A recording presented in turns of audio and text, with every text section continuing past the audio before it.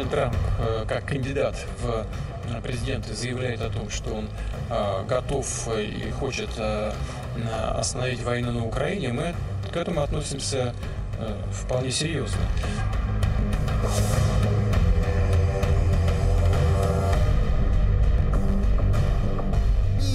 متجاوز حتما اقدام جدی به بازدارنده خود رو با قوت، قدرت، با قاطعیت و با صلابت انجام. איראן ועושי דברה מבקשים להקיף אותנו בטבעת חנק של טרור בשבע חזיתות. התוקפנות הגלויה שלהם אינה יודעת שובע.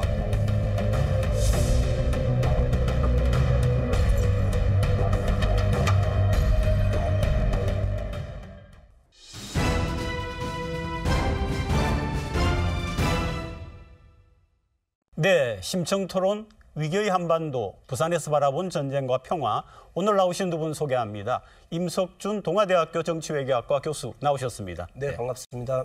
김주희 국립부경대학교 정치외교학과 교수 나오셨습니다. 네, 안녕하세요. 전쟁의 원인부터 짚어보면 좋겠습니다. 러시아와 우크라이나 전쟁, 왜 벌어진 거예요? 일반적으로 우리가 전쟁을 설명할 때는요, 구조적 설명이 있고 행위자 중심의 설명이 있습니다. 러시아 우크라이나 전쟁도 마찬가지입니다. 우선 행위자 중심으로 설명하면요, 그건 푸틴과 젤렌스키 관계에서 설명이 되겠죠.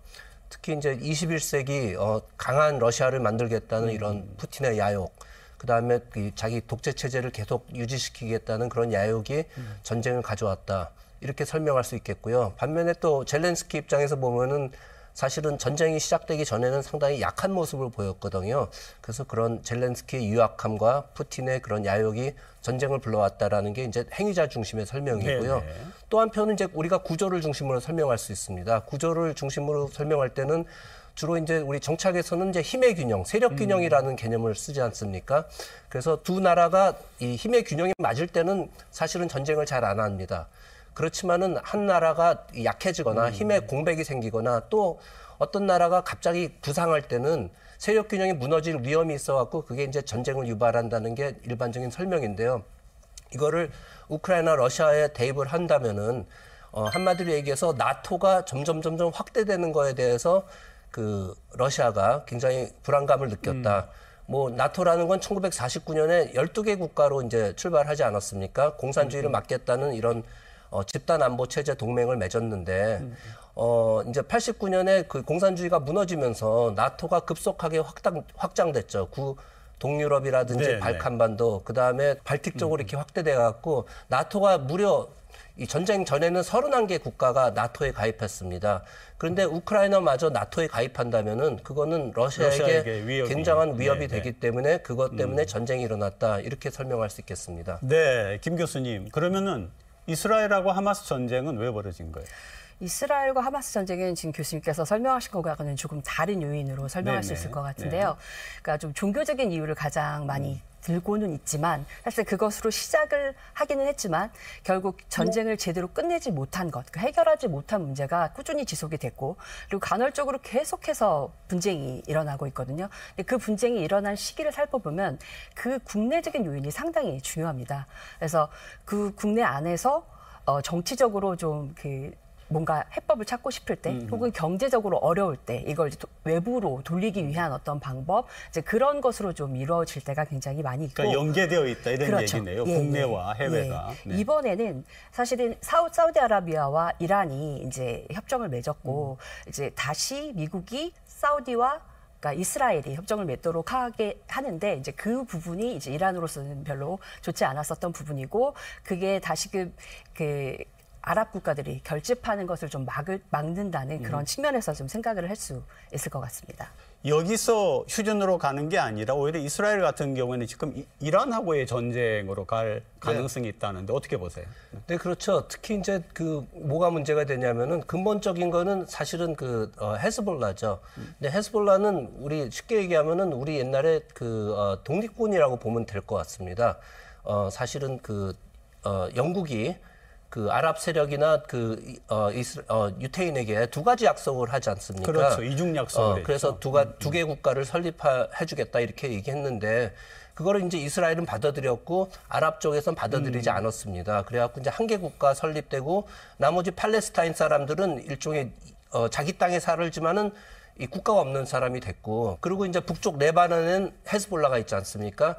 근데 이란이 문제가 되는 거는 이란이 하마스나 헤즈볼라 이런 소위 국제사회에서는 테러리스트라고 생각하는 세력들을 뒤에서 서포트하고 있다. 이런 게 이제 의심이 되니까 이스라엘이 이란에 이번에 그 이란 대통령 취임할 때 그 하마스 지도자를 갖다 암살하고 이런 문제가 생기니까 이란이 이제 전쟁에 개입할 그런 가능성이 굉장히 높아진 거죠.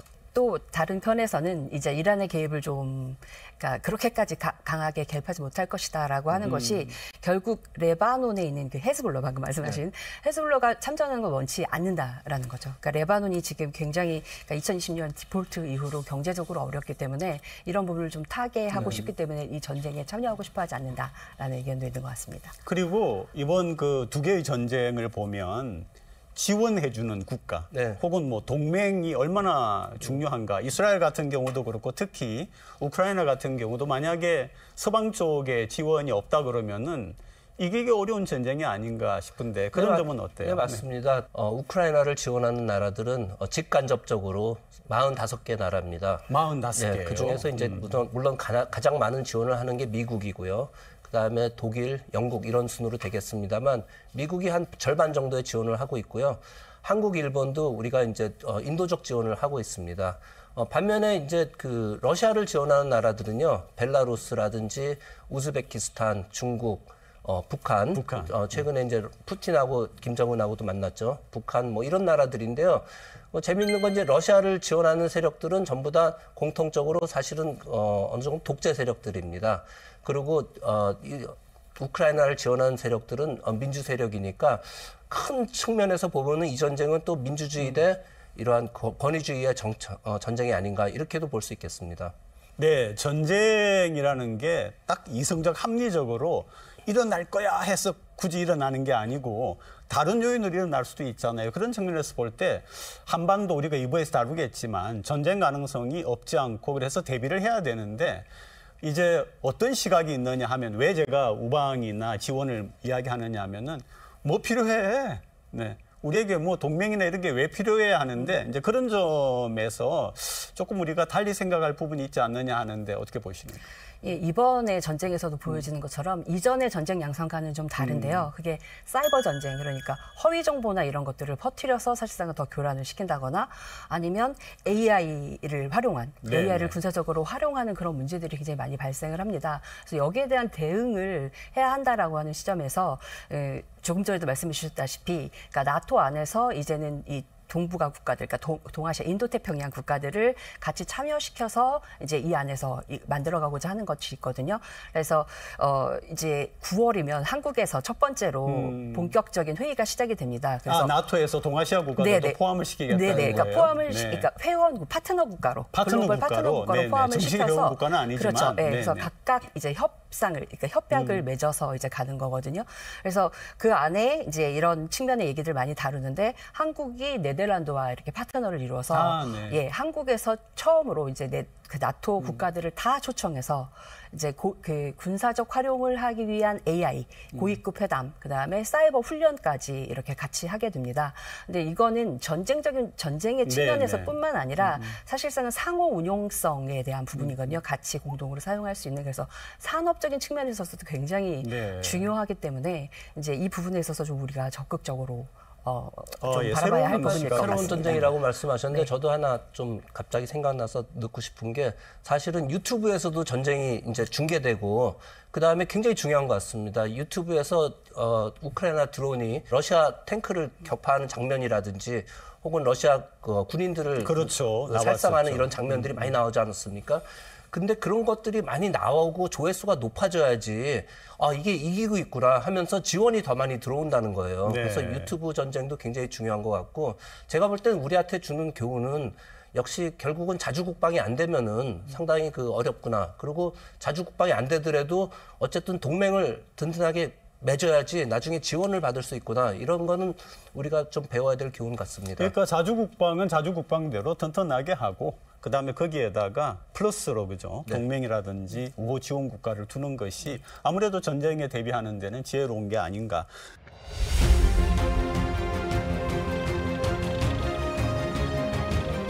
한국에서 처음으로 나토 국가들을 다 초청해서 군사적 활용을 하기 위한 AI, 고위급 회담, 그다음에 사이버 훈련까지 이렇게 같이 하게 됩니다.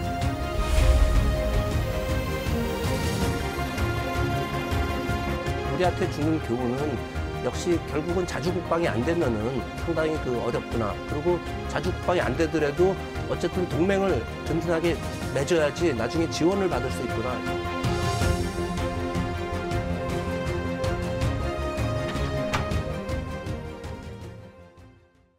자, 그런데 이 두 전쟁이 휴전으로 가서 피해를 좀 줄여 나가야 되는데 어떻습니까? 좀 먼저 이스라엘 하마스 같은 경우에 휴전 가능성이 좀 어렵지 않을까라는 생각이 네. 듭니다. 일단 외교적인 해법이지 않습니까? 휴전이라고 하는 것은.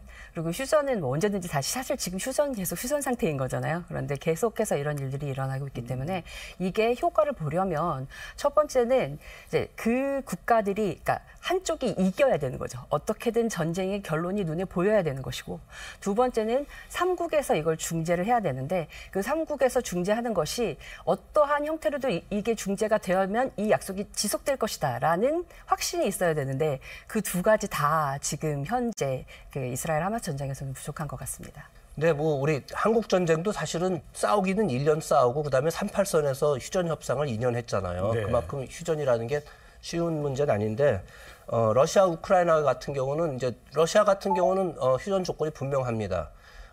그동안 우리가 점령했던 땅은 우리가 갖고 그다음에 우크라이나가 나토에 가입하지 않으면은 언제든지 휴전하겠다 이렇게 종전하겠다 이렇게 선언했고요. 푸틴은 반면에 이제 우크라이나는 반대죠.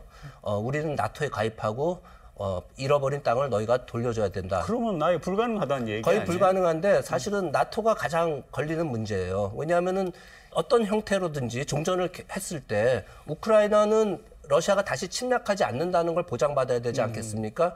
그런 러시아가 약속으로는 안 되는 거예요. 우크라이나 입장에서는 나토에 가입하는 게 러시아의 침략을 막는 방법이고. 근데 그렇죠. 애시당초 이 전쟁이 시작했던 거는 우크라이나가 나토에 가입하려고 그랬기 때문에 시작한 거기 때문에 상호 모순적인 상호 상황. 모순적인 게 이제 휴전의 조건이 되는 거죠. 네. 네. 사실 그 나흘 뒤가 우리 광복절이고 광복절이 직간접으로 2차 대전하고 상관이 있는 부분인데요. 일단은 2차 대전 같은 경우에 전반적인 그 희생과 손실 그리고 또 우리 한국이 직접 참전국은 아니지만 사실은 참전한 거나 마찬가지잖아요. 일본의 영향에 와서.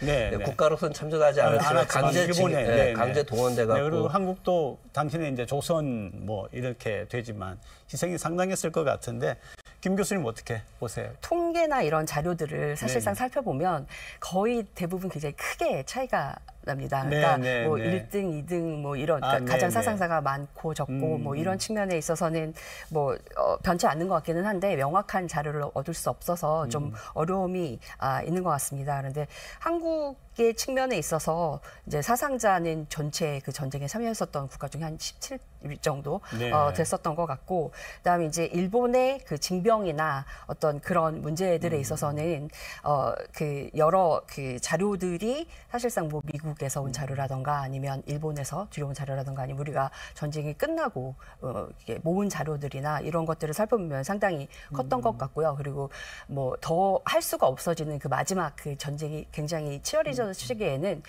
수감하고 있는 감옥에 있는 사람들까지 다 동원해서 사실상은 이제 이런 일들을 좀 벌였던 것 같습니다. 근데 뭐 어쨌든 수천만 명이었죠. 그렇죠. 한 크게는 7,500만 명 정도가 죽었다 그러고 그중에 러시아 사람들이 제일 많이 죽었죠. 한 2천만 명 죽었고요. 그래서 그다음에 이제 그것보다는 2차 대전이 왜 모순적이냐면 우린 인류는 과학 기술이 굉장히 발전했다고 생각했는데 그런 발전된 과학 기술을 이용해서 사람을 죽이는데 사용했기 때문에 인종 청소라든지 홀로코스트 이런 것들이 상당히 그 모순적이죠. 문명은 발전하는데 오히려 더 야만적이 됐다는 게 이제 2차 대전인 것 같습니다. 그리고 이거는 우리가 좀 꼭 한번 두 분이 이제 정치학, 국제정치학자니까 꼭 다뤘으면 하는데요. 사실은 2차 대전이 끝나면서 우리가 독립, 해방을 네. 성취를 했지 않습니까? 그런데 광복군이라고 하는 우리의 자발적인 노력이 없었더라면 과연 이 강대국들이 이 한반도 또 일본 문제를 처리해 나갈 때 과연 이런 식의 독립을 해줬겠느냐 하는 얘기가 있고 또 뭐 그렇지 않다는 얘기도 있고 한데 이 부분은 조금 명확하게 한번 짚는 게 필요할 것 같아요. 네, 광복군 물론 네. 나라를 뺏긴 상황에서 열심히 싸웠고 했습니다만 사실은 그 당시 우리 광복군은 이 국민당군 혹은 중국 공산당군 속에 이렇게 편제돼 있었던 네네. 거고요. 그거보다는 사실은 조금 더 다른 시각에서 2차 대전을 보면 최근에 나오는 많은 자료들이 뭐냐면은 그동안은 우리는 사실은 2차 세계대전을 할리우드 시각에서 봤어요. 그래서 우리 라이언 일병구학이 보면은 미국 입장에서는 2차 대전 유럽 전쟁은 이제 노르망디 상륙 작전부터 시작하거든요. 노르망디는 1944년 6월 6일 날 상륙해갖고 전쟁은 그러고 나서 한 10개월 있다 끝나요. 근데 실제로 2차 대전의 대부분의 싸움은 독일하고 소련의 싸움입니다. 네, 그래서 네. 한편으로는 독소 전쟁이라 그러고 소련이 2차 대전 독일에 대해서 승리한 거에 한 70% 제가 볼 때는 소련이 기여한 거예요. 그렇기 때문에 전쟁 이후에 유럽을 반을 가져갔고 소련이. 그리고 2차 대전 때 이제 최근에 나오는 자료들은 뭐냐면 일본이 진짜 항복한 이유는 소련이 참전했기 때문에 그렇다는 거예요. 원자폭탄보다는. 그 첫 번째 원자폭탄이 터지고 소련이 이제 좀 만주 쪽에서 이제 전선을 또 열지 않습니까? 네. 근데 일본 광동군이 예상외로 못 싸워주는 거예요, 소련하고. 그래서 너무나 빨리 진격해서 내려오는 거죠. 왜냐하면 소련은 독일하고 싸우면서 탱크나 이런 것들이 굉장히 업그레이드 돼 있고 일본은 그런 육군은 별로 전쟁이 없었거든요. 그래갖고 일본이 너무 빨리 밀려오기 때문에 한반도 전체가 사실은 이 공산주의 체제에 들어갈 수 있었는데 그나마 미국이 이게 38도 선에서 스톱해달라 이런 게 없었으면은 상당히 우리도 이 대륙 전체가 공산화되지 않았을까 하는 게 요즘 나오는 이런 설들이 많습니다. 네, 어떻게 보세요? 예, 일단은 2차 세계대전이 끝나고 대부분의 한국과 같은 상황에 처해 있던 나라들이 독립을 하던 시기 이기 때문에 아까 이스라엘도 1948년에 건국을 한 것과 마찬가지로 그런 측면에서 볼 수 있고 어차피 이 측면에 그러니까 우리가 뭔가 참여할 수 있는 부분은 없었기 때문에 강대국들의 협상의 결과라 사실은 그냥 2차 세계대전의 결과다라고 보는 것이 크게 틀렸다라고 얘기하기는 어려울 것 같습니다. 그러나 이제 당시에 뭐 광복군뿐만 아니라 이제 그런 여러 독립운동을 하는 사람들의 노력이 있었지 않습니까? 뭐 해외에 뭐 가는 여러 가지 우리 상황을 알린다든가 이제 그런 부분들을 좀 생각해 보면 이제 어느 정도 의미는 있다라고. 네, 그리고 2차 대전 하면 또 하나 꼭 두 분 전문가께 한번 질문을 드리고 싶은 게 식민사관 문제예요. 네. 그러니까 극히 우리 한국 같은 경우에 극히 일부가 가지고 있는 그런 사관이긴 한데. 일본 제국주의를 하면서 조선이 그래도 근대화에 뭐 기반을 쌓을 수 있고 이런 얘기를 하는데 뭐 철도 깔고 이런 건 있었지만 사실은 그것보다 저는 수백 배의 그런 피해와 그렇죠. 손실이 있는데 그렇게 주장을 할 수 있느냐라는 얘기를 하고 싶은데 어떻게 보세요? 이런 주장들 대부분이 사실은 이제 결과 중심적으로만 평가를 하기 때문이고 그 안에서 이제 이루어지는 사실상 그러니까 우리 모두 얘기를 할 때 한중일이 힘을 합치면 전 세계를 이길 수 있다라고 하지만 어느 누구도 한중일이 힘을 합칠 거라고 기대하지 않지 않습니까? 그러니까 더 중요한 것이 있다라는 거죠. 근데 그런 부분을 좀 배제하고 너무 좀 그러니까 극단적인 합리주의에 기반한 그러니까 뭐 이득의 측면, 물질적인 이득의 측면에서 바라본 그런 시각이라고 좀 말씀드릴 수 있을 것 같습니다. 제가 좀 논리적으로 이제 다른 비유를 하자면 이런 거라고 볼 수 있습니다. 내가 누구한테 실컷 두들겨 맞았어요. 근데 두들겨 맞아갖고 그 다음에 오히려 맞아서 내가 자각해갖고 열심히 살았어. 그래갖고 제가 성공했단 말이에요. 그러면 식민사관이라는 건 뭐냐면 너 맞았기 때문에 성공했다. 이렇게 설명하는 거거든요. 근데 사실은 그 이후에 내가 노력한 부분은 물론 맞았기 때문에 노력한 것도 있지만은 사실은 자각은 또 다른 부분이거든요. 그렇게 갖고 논리적으로 이거를 맞았기 때문에 설명한다는 거는 좀 문제가 있고요.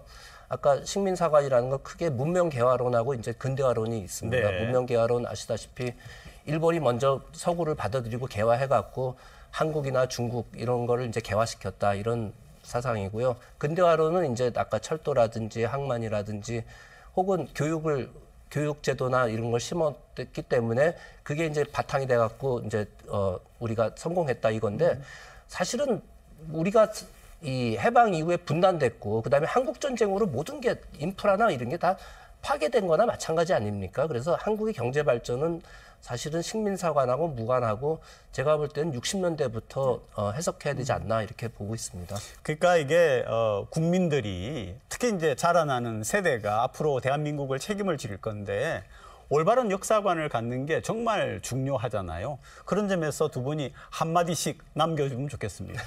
네, 저는 뭐 올바른 역사관도 중요하지만은 오히려 그 지금 식민사관이 나왔다는 것 자체가 우리 사회가 그만큼 건강하다고 저는 오히려 그렇게 봅니다. 이런 다른 의견을 다양하게. 그럼요. 다른 의견을 토론할 수 있고 그다음에 발표할 수 있는 그런 관용이라든지 다양성이 성립된 거고 오히려 그거를 발표할 수 없는 분위기가 되면은 그게 더 위험한 거라고 생각하고 올바른 역사보다는 이제 다양한 역사를 가리키는 게 중요하고 그다음에 아마 우리 후손들은 후세들은 분명히 그 여러 가지 데이터 중에서 이 올바른 거를 갖다가 스스로 이렇게 선택할 수 있는 그런 상황이 될 거라고 분명히 생각합니다. 그런데 교수라고 하는 사람들이 식민사관을 이야기하고 가르치는 건 안 되잖아요. 아니 식민사관을 꼭 그렇게 가리키는 게 아니고 저도 이제 그쪽에 관심이 있어갖고 봤는데 그분들은 상당히 주로 이제 경제학자들이 많이 하는데요. 경제학자들은 이제 데이터 중심으로 얘기를 하잖아요. 그러니까 데이터 중심으로 보면은 분명히 인프라를 깔고 그다음에 교육이 개선돼 갖고 보건이나 이런 것들이 좋아진 측면은 있죠. 근데 아까 제가 얘기했지만 맞았기 때문에 이 사람이 성공했다. 이렇게 설명하는 거는 이제 곤란하고 그분들도 그렇게 맞았기 때문에 성공했다. 이렇게 설명하지는 않아요. 근데 이제 그거를 사실은 또 한쪽 극단 쪽에서는 이 식민사관이라고 몰아가는 거지만은 사실은 양 진영 간에 건전한 토론은 필요하다. 저는 이렇게 봅니다. 지금 말씀하신 부분에 저도 전적으로 동의하고요. 네네. 일단 이건 대학에서뿐만 아니라 대학에서는 이미 어느 정도 갖춰서 오기 때문에 초중고에서부터 이루어져야 되는데 사실 제가 몇 번 그런 강의에 나가 보면 네. 이렇게 못하게 하는 게 너무 많습니다. 못하게 하는 게? 네, 그러니까 네. 어떤 교육감 혹은 어떤 위치에 있는 사람이냐에 이런 따라서 하지 마라. 그렇죠. 뭐 이런 얘기. 네, 아니면 네. 이런 단어는 쓰지 말아라. 네. 뭐 이제 이런 거죠. 그건 그래서, 문제죠. 네, 네. 그래서 그런 풍토에서는 사실상은 굉장히 어렵고 아까 초기에 말씀드렸던 것처럼 허위 뉴스나 이런 것들이 너무나 많이 나오고 이걸 자기가 구별할 수 있는 역량이 사실상 앞으로 가져야 되는 굉장히 중요한 역량이라고 생각을 하는데 그걸 제대로 배울 수 있는 그런 분위기가 먼저 사실상 갖춰져야 되지 않을까라는 생각이 듭니다. 네, 광복절 의미를 우리가 잘 새겨서 앞으로 절대 전쟁이 없는 우리 한반도, 우리 대한민국 그리고 우리 한민족을 지켜내는 게 중요해서 계속 이런 얘기 나누고 있습니다. 자, 이제 이어지는 2부에서는 한국 전쟁 그리고 한반도와 대만에서 있을 가능성 그것에 대하여서 우리가 토론해 보도록 하겠습니다.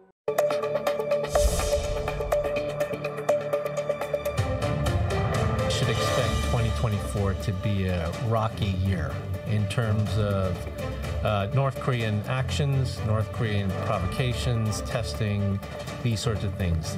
North Korea is not going to be quiet in 2024.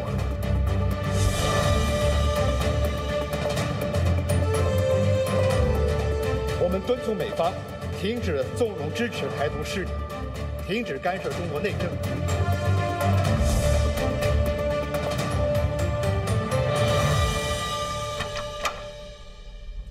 자, 먼저 이런 민족 최대의 비극에서 어떤 희생과 손실이 있었는가, 어떤 식으로 한번 정리해 보시겠어요? 말할 것도 없죠. 뭐 그 이재민, 뭐 전쟁 미망인, 전쟁고와 뭐 이산가족, 뭐 전 그 83년에 그 기억나는데 KBS에서 그때까지도 가족을 못 찾아갖고 네네. 막 이산가족 찾기 네네. 프로그램 하지 않았습니까? 맞습니다. 그러니까 희생이 단지 그 전쟁을 하던 순간뿐만 거기서 끝난 게 아니라 아니죠. 오늘날까지도 이제 있어 왔습니다. 구체적으로 뭐 사망자를 중심으로 얘기한다면은 그 한 남북한 그다음에 참전국 총 통틀어 갖고 250만 정도가 이렇게 250만 명이요? 죽었다 그러거든요. 그러면 그 당시 남한 인구가 한 2,400만 됐다고 그럽니다. 그리고 북한은 한 1,200만 정도 됐는데 인구의 거의 8% 정도가 소멸됐다. 상당히 굉장히 큰 희생이라고 봐야겠죠. 사실 초반에 말씀드리려고 했는데 이제 이때부터 그러니까 민간인에 대한 공격이 굉장히 많이 이루어졌었던 시기거든요. 그리고 사실상 지금 아까 그 말씀 못 드렸었던 이스라엘 하마스 전쟁에서도 마찬가지로 그 민간인에 대한 그런 그 사망이 굉장히 좀 높은 편입니다. 그래서 그 봤을 때 제대로 그러니까 식별된 24년 6월 30일에 신원이 식별된 2만 8천여 명의 사망자 중에 아동이 9,351명이나 되고 여기 여성이 5,320명 그리고 노인이 2,414명 그러니까 거의 절반 이상이 이렇게 그 식별이 되는 걸 보면 실질적으로 그러니까 민간에 대한 폭격이 굉장히 광범위하게 이루어졌다라고 하는 부분을 얘기할 수 있어서 이제 이런 부분들이 같이 좀 생각이 되어지는 것 같습니다. 그러니까 일반적으로 전쟁 그러면 이제 전쟁이 손실을 갖다 연구한 연구들도 많습니다. 근데 여태까지 보면은 전쟁을 하면은 1년 GDP가 2.3% 낮아진다 이런 연구들이 있습니다. 그러니까 뭐 그 굉장한 거죠. 지금 우리 성장이 뭐 3%도 성장 못 하는데 우리 지금 전쟁을 하면은 역성장을 한다는 그런 말로 표현하겠습니다. 그리고 전쟁 당시의 희생뿐만 아니라 분단되어서 오는 분단 손실 혹은 분단 비용이라고 하잖아요. 그 부분도 좀 얘기해 주시죠. 그러니까 분단 비용이라는 것은 분단이 되지 않았으면 사실상 치르지 않아도 되는 비용입니다. 그래서 우리 입장에서 사실은 통일 비용과 가장 많이 비교해서 얘기를 할 수 있습니다. 그래서 저는 이제 통일을 먼저 이룬 독일에서 공부를 했는데요. 그러니까 그때 통일을 이루고도 거의 한 20-30년이 지나고서야 군에 이제 징병제가 그러니까 의무적인 부분이 사라지는 그런 부분이 있었습니다. 그래서 그때 갑자기 학생들이 너무 많이 몰리는 그런 상황이 됐었는데요. 이제 우리도 만약에 통일이 된다면 이제 그런 부분들을 차츰 이제 줄여 나갈 수 있다라고 하는 부분 그리고 그러니까 그런 측면에서 국방비에 대한 부분이 사실상 다른 측면으로 사용될 수 있다라고 하는 부분에서 좀 생각을 할 수 있을 것 같습니다. 네, 저는 분단 비용을 우리가 반도 국가라는 점에서 한번 생각해봤는데요. 사실은 반도 국가라는 건 이제 기회도 되고 아니면은 굉장히 그 반도 국가이기 때문에 침략을 많이 받을 수도 있고 그 다음에 그렇지만 반도 국가 강하면은 바다로도 나갈 수 있고 그다음에 육지로도 나갈 수 있는 이런 장점이 있습니다. 이태리가 대표적인 거죠. 로마가 흥했을 때는 지중해 전체로 나가고 그다음에 유럽 쪽으로도 나갔으니까요. 근데 우리가 반도 국가인데 분단이 됐기 때문에 사실 우린 섬이나 마찬가지입니다. 근데 최근에 우리가 K-팝이라든지 K-컨텐츠 그다음에 어떻게 보면 단군 이래로 우리 국력이 가장 센 지점인데 이게 분단이 됐기 때문에 대륙으로 나가는 데는 굉장히 그 제한이 걸리고 있지 않나. 이런 쪽에서 이제 분단 비용이 굉장히 크다. 이렇게 볼 수 있겠습니다. 그리고 이게 남북으로만 분단이 되어 있는 게 아니라 우리 여론의 분단도 사실은 심각하잖아요. 남북한 관계를 바라보는 진보와 보수, 그것도 이제 극보수와 극진보의 시각이 첨예하게 뭐 거의 국내에서 전쟁처럼 일어나고 있는데 이런 부분에 대해서는 김 교수님 어떻게 보세요? 사실상 이게 남북에 대한 문제인가라는 생각이 듭니다. 이 부분은 모두가 공통으로 같이 풀어가야 하는 문제인데 이제 이것을 너무나 정치적으로 활용하고 프레이밍하는 이제 정치인들의 문제가 더 크지 않은가라는 생각이 좀 있습니다. 그러니까 뭐 정치적인 목적을 위하여서 그런 것들이 이렇게 부풀리고 이런다 이런 얘기죠. 아무래도 그 뭐냐면 이제 통일에 대한 통로는 이제 정부밖에 없지 않습니까? 근데 이제 우리 좌우 정권이 바뀔 때마다 통로는 하나인데 그 통로에 인풋 되는 방향이 다르니까 통일 정책도 바뀌고 그러면서 그 이 분단 이제 그 갈등이 굉장히 많아지는데요. 저는 그것도 중요하지만은 최근에 새로운 갈등이 있는 것 같아요. MZ 세대들하고 기성 세대들이 이 통일을 바라보는 시각이 굉장히 다르지 않습니까? MZ 세대들은 그들에게는 이제 비용이 굉장히 중요하고 그다음에 기성세대들에게는 통일은 어떻게 보면 당위적인 거잖아요. 당연히 우리가 해야 되는 역사의 과업이고 근데 그 젊은 세대들은 반드시 통일해야 되느냐 우리 거 필요 없다 이런 건데 이러한 새로운 세대들에게 왜 우리가 한반도가 하나의 국가가 돼야 되는가를 갖다가 앞으로 가리키는 게 그게 큰 과제가 될 것 같습니다. 예, 그게 이제 분담 비용인 것 같습니다. 그러니까 결국 우리가 통일 비용은 항상 문제시하는데 분담 비용에 대해서는 너무나 아무렇지 않게 생각한다라는 거죠. 그러니까 분담 비용이 훨씬 더 클 수 있다라는 것을 좀 잘 서로 이제 논의하고 설득하는 그런 과정이 좀 필요할 것 같습니다. 뭐 제가 조금 어려운 질문이 하나 있는데 만약에 북한의 어떤 위기 상황이 생겼을 때는 한민족 전체 입장에서 볼 때는 오히려 엄청난 손실이 일어날 가능성도 있는 거고 또 최근에 보니까 그 딸이죠 김주애 네네 이렇게 하면서 후계자 얘기를 하는데 좀 넌센스라는 생각이 들고요. 그래서 이 부분에 대해서는 두 분 전문가 어떻게 생각을 하시는지 좀 한번 듣고 싶어요. 글쎄 북한이 어떻게 됐으면 한다 쪽에서는 사실은 우리 쪽에서 바라는 거는 곧바로 통일이 아니더라도 적어도 북한이 정상 국가화 돼갖고 정상 국가라는 건 다른 나라하고 교류하고 그다음에 다른 나라하고 소통하고 이런 국가가 되면은 독일도 그랬고 그다음에 이제 대만하고 중국도 그랬고 이렇게 분단된 상황에서도 소통을 했잖아요. 그다음에 사람도 만나게 해주고 저는 적어도 북한이 좀 그런 정도의 상태까지는 됐으면 좋겠다 하는 게 제 바람이고요. 물론 개인적인 바람이지만은 그런데 한편으로는 이제 세습이 공고화되고 있는 체제고 또 일종의 왕조를 만들었지 않습니까? 근데 그게 이제 굉장히 문제죠. 거기서 조금이라도 왕조 체제가 이렇게 삐걱거린다면은 체제 자체가 위험을 받는 시스템이기 맞습니다. 때문에 너무 올인하고 있는 시스템이기 때문에 북한을 이렇게 개혁 개방으로 옮기기가 굉장히 어려운 거죠. 중국 같은 경우는 체제는 그냥 두되 이 자본주의를 받아들이지 않았습니까? 근데 북한은 그냥 체제를 놔두면서 자본주의를 받아들이는 모델이 지금 너무 그 한계 상황까지 왔다 하는 게 이제 제 생각입니다. 우리 국민들은 어떤 시각을 가지면 좋겠고 우리 정부는 어떻게 하면 좋겠습니까? 이 문제들에 대해서. 이게 좀 항상 좀 이렇게 네, 민감한 논쟁이 문제로 되죠. 논쟁이 대상이 되는데 어쨌든 지금 말씀하신 것처럼 국제정치의 가장 기본적인 부분, 그러니까 왜 러시아가 침공을 했는가라고 하는 부분과도 마찬가지입니다. 그러니까 북한의 입장에서는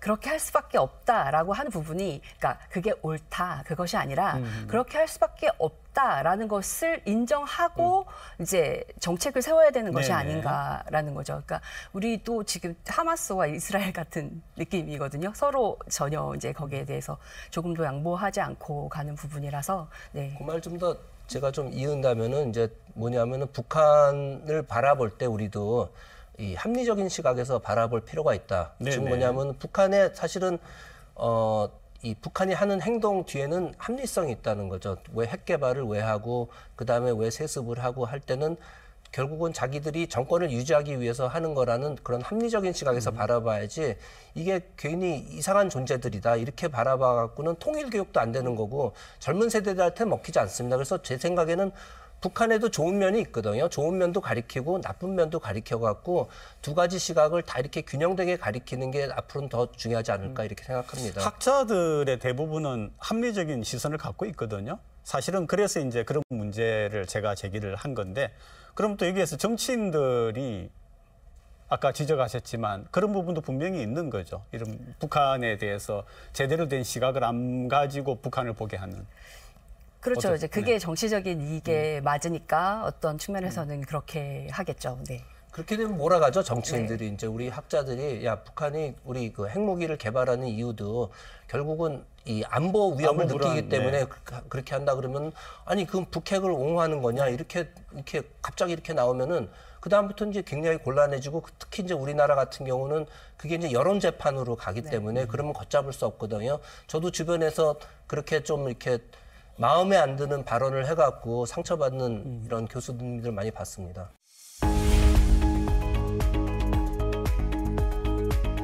MZ세대들은 그들에게는 이제 비용이 굉장히 중요하고 그다음에 기성세대들에게는 통일은 어떻게 보면 당위적인 거잖아요.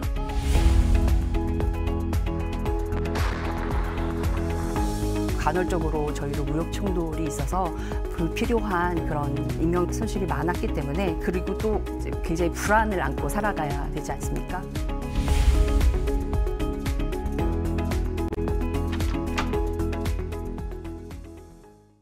이제 마지막 주제가 전쟁이 일어날 가능성에 대해서 이야기를 해볼 건데요. 대만 그리고 한반도 그리고 이제 요즘 또 3차 대전에 대한 우려도 여론 속에 나오고 있어가지고요. 짧게 그렇게 한번 보겠습니다. 자, 그동안 가장 많이 언급되어 온 것이 중국이 대만을 침공할 수도 있다. 실제로 일어날까요? 일단 우리가 전쟁에 대해서 계속 얘기를 하고 있으니까 전쟁이 일어난다는 건 너무나 복잡한 요인들에 의해서 이루어지기 때문에 갑자기 어떤 일이 터지고 그게 걷잡을 수 없이 이제 가게 되면 전쟁이 일어날 수도 있겠지만 우리가 합리적으로 생각한다면 사실상 전쟁은 일어나기는 어렵지 않을까. 이제 갈등이 심해지기는 하겠지만 전쟁의 상황으로까지 가도록 하는 결정을 그렇게 쉽게 하지는 못할 것 같습니다. 현실적으로 중국이 전략적인 측면에서도 대만을 침공하는 건 상당히 어렵습니다. 네. 일단은 대만을 점령하려면 내려야 되지 않겠습니까? 그러한 상륙정이라든지 이런 상륙작전에 대한 대비는 안 돼 있는 상태고요. 그다음에 미국이 분명히 대만을 우린 방어하겠다, 지키겠다 이런 게 이제 공고하기 때문에 현실적으로는 쉽지 않지만은 물론 아까 전쟁이라는 거는 우발적인 거, 황태자가 암살됐기 때문에 1차 대전이 일어났다 이런 얘기도 하지 않습니까? 그렇기 때문에 우발성은 항상 존재한다 이렇게 볼 수 있겠습니다. 그러니까 위기 관리가 네. 대만 입장에서도 필요한 거네요. 그런데 사실은 그 시진핑 주석을 비롯해가지고 계속 그런 위협적인 발언을 하잖아요. 그럼 그거는 실제로 하겠다보다도 정치적인 이유가 있다고 보시는 거예요? 그렇죠. 대만 국내 정치에 영향을 미치려는 거고요. 그래서 그런 발언들이 이제 대만의 주요 선거 때 계속 나타나는 거죠. 그래서 뭐냐면 대만 안에서도 국민당 세력들은 하나의 중국이라는 걸 인정을 하거든요. 단지 그 중국의 누가 운전수냐에 따라는 서로 이제 이견이 있는 거고, 그렇지만은 중국이 하나다라는 거 인정하지만은 민진당은 이제 점점 대만 아이덴티티를 만들어 가려는 거고, 대만도 독립국가다라는 거를 자꾸 이제 내세우려고 그러기 때문에 민진당이 이제 당선되는 거를 방해하기 위해서 그런 위협을 하지만은 오히려 대만 사회에서는 그런 위협이 역효과를 이제 발휘하고 있는 거죠. 우리 옛날에도 북풍이 한동안 먹혔다가 나중에는 북풍이 역효과를 발휘하지 않았습니까? 이제 그런 상황에 있는 겁니다. 사실 이 대만 문제에 대해서 저는 이제 우리가 그러면 어떻게 대응을 해야 하는가에 대한 부분으로 좀 생각을 해보면 다른 국가들은 이 대만과 중국과의 관계를 다룰 때 그러니까 그 좀 나눠서 분업을 하는 것 같습니다. 한 국가 안에서도. 그러니까 외교 정책을 얘기할 때 그리고 우리가 좀 민감한 그런 사안을 결정하거나 그런 입장을 명확하게 하지 못하는 국가들은 특히 그 정상들은 사실상은 크게 어떤 것에 대한 얘기를 하지 않습니다. 네네. 그러니까 아주 원칙적인 측면에서만 얘기를 하고 사실상 이제 다른 그러니까 좀 인권이라던가 이렇게 그러니까 중국이 비판을 받을 부분 대만과 비교해서 그런 걸 하기 위해서는 조금은 뭐 연정을 구성했을 때는 혹은 이제 그 국회라던가 의회에서 방문을 한다던가 이렇게 해서 한 국가 안에서 여러 목소리를 좀 보여주면서 가거든요. 그러면 이제 중국이 거기에 대해서 비판은 하지만 크게 대응을 하지는 않습니다.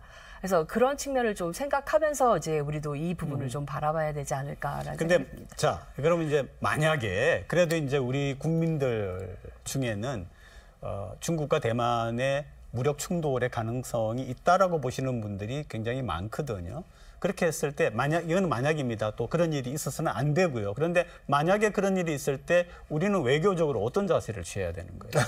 네. 근데 다행인 것은요. 어떻게 보면 다행인 것은 미국이 지금 전 세계 이제 안보를 구상할 때 유럽에 대해서는 다자 안보 체제를 갖췄지 않습니까? 그렇죠. 나토라는 건 다자 안보라는 건 한 국가가 공격을 당하면 다른 나라들이 다 나서야 되는 의무감이 있지만은 이 아시아 태평양은 다자 안보 체제가 아니라 동맹관계 1대1 동맹관계를 했잖아요. 그래서 한미 동맹, 미일 동맹, 그다음에 미국, 태국, 호주 뭐 이런 식으로 돼 있기 때문에 우리가 즉각적으로 무조건적으로 대응해야 되는 의무는 없습니다.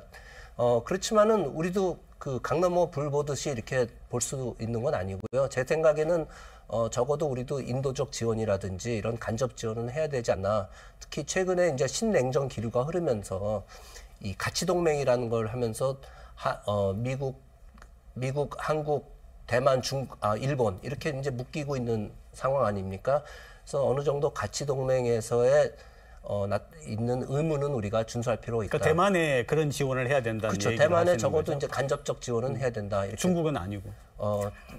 중국은 아니라고 저는 생각을 합니다. 지금 상황에서는. 네, 전쟁을 누가 먼저 어떤 방식으로 이제 시작했는가. 침략을 누가 먼저 그렇죠. 했느냐. 네, 굉장히 중요할 것이고 또 양자를 기반으로 하고 있기는 하지만 최근 들어서는 이 안보 이슈가 경제와 너무 많이 연계되기 때문에 사실상 소다자, 그러니까 몇몇 그 아까 말씀하신 것처럼 유사 입장 국가들 간의 협력 혹은 이제 나토를 이렇게 확대하는 방식으로 이제 다자 움직임들이 많이 있기 때문에 그러니까 이런 통로를 잘 좀 활용할 수 있는 그런 방향으로 하면 좋을 것 같습니다. 네, 우리 국민들 사이에 가장 걱정은 북한이죠. 전쟁의 가능성 혹은 핵무기를 쓸 수도 있다. 이런 이제 우려가 있는 것 같은데 두 분이 전문가로서 이 부분에 대해서 좀 확실하게 얘기를 해주면은 우리 국민들께서 좀 편하시지 않을까 싶은데요. 네. 전쟁의 가능성은 항상 있죠. 지금 전쟁의 가능성이 없다 그러면 거짓말이고요.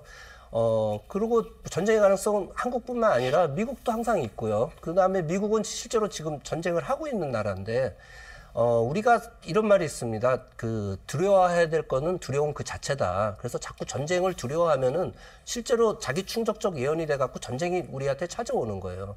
그래서 두려움 자체를 두려워해야지 전쟁을 우리가 두려워할 필요는 없고요. 최근에 우리 K방산이라든지 굉장히 수출까지 하면서 우리 굉장히 잘 나가고 자주 국방이 대단하기 때문에 우리 국민 저는 두려워하실 필요 없다 이렇게 말씀드리겠습니다. 다른 국가들과의 연계도 필요하고 지금 말씀하시는 모든 전쟁들이 일어나면 3차 대전이지 않을까요?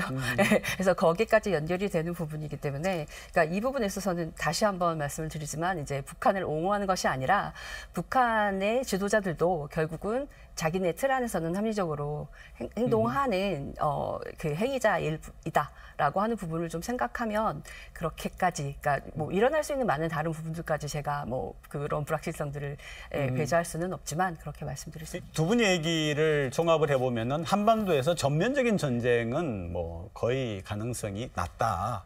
그런데 국민들 생각은 국지적인 도발.